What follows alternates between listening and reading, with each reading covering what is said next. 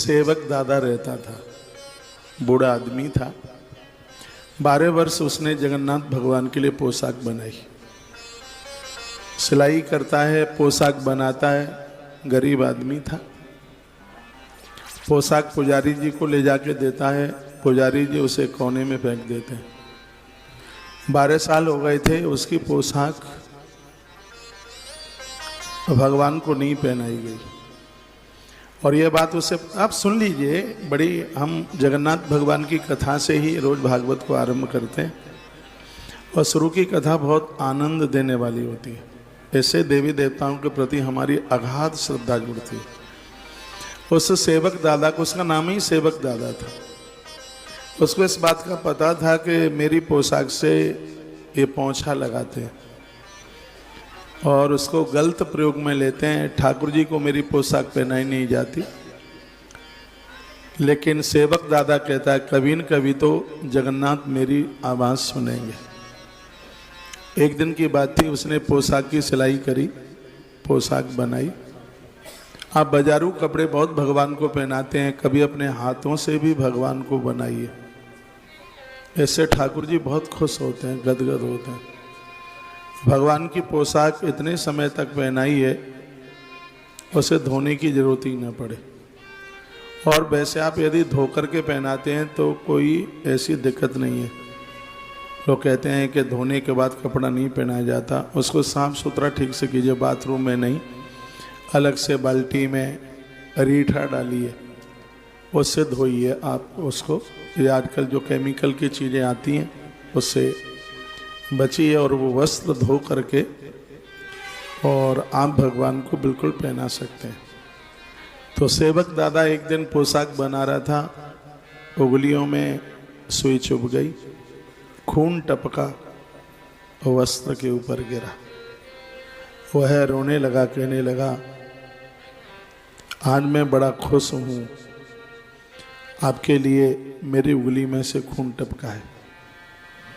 पोशाक लेकर के गया, जगन्नाथ भगवान ने सुन ली।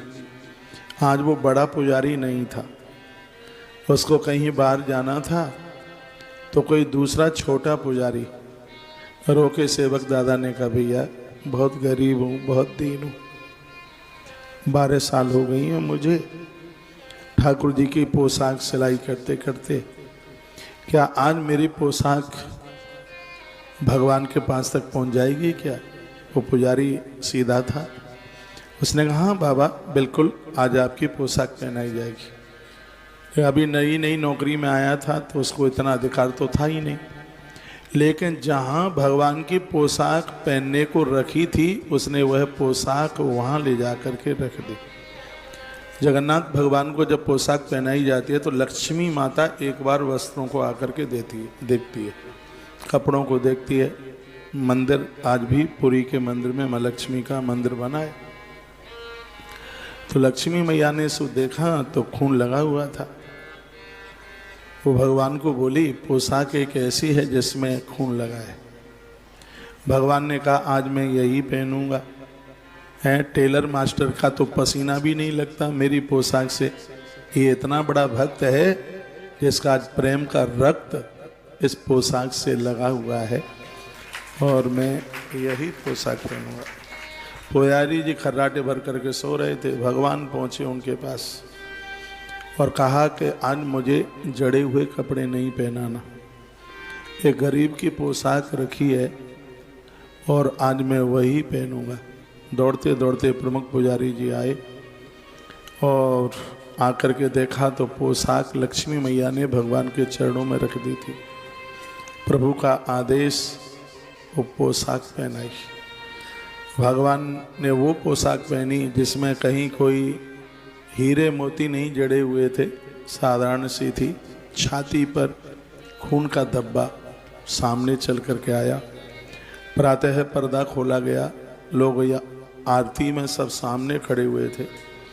लोगों ने कहा कि आजकल पुजारी लोग इतने निठुल्ले हो गए हैं, इतने कामचोर हो गए हैं, भगवान का ध्यान नहीं रखते। क्या चंदे में कमी आ गई है कि भगवान को ऐसा ये पुराना धुराना सा पहना दिया है? वो लोग कहने लगे। लोगों ने राजा को शिकायत करी।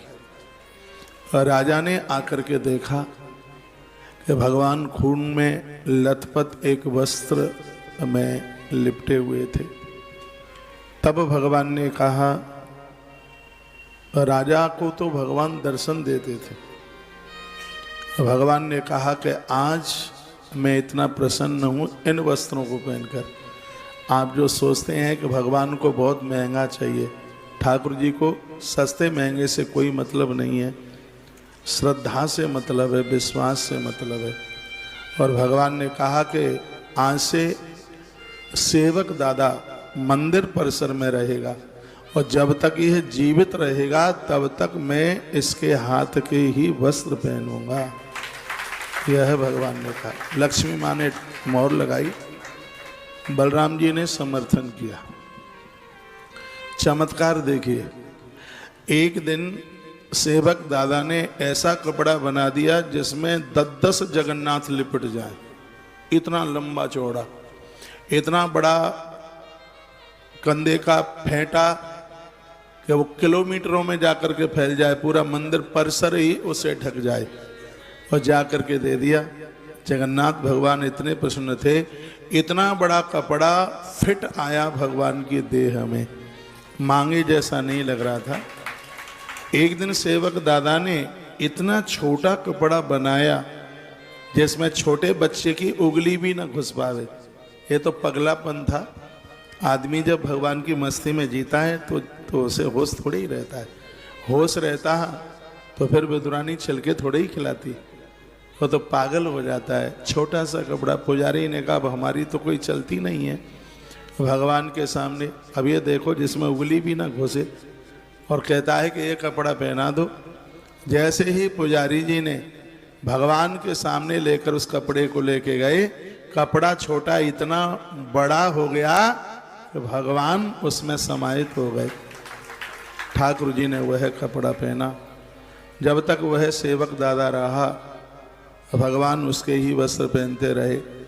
कहते हैं एक दिन बहुत समय चल करके आया, सेवक दादा ने अपने प्राण छोड़ दिए। उसका कोई आगे पीछे तो था नहीं, उसके पास तो दुहन्नी नहीं थी। इसी समुद्र के किनारे उसकी अर्थी की तैयारी की जा रही थी। आग कौन लगाएगा, कफन कहाँ से लाया जाए। मंदिर से जगन्नाथ भगवान कफन लेकर के पहुंचे और अपने हाथों से अंतिम संस्कार किया। ये 2 महापुरुष ऐसे हुए हैं जिनकी कफन की व्यवस्था भगवान ने की है। एक गिरिराज भगवान ने, गोवर्धन नाथ ने सूरदास जी के कफन की व्यवस्था करी।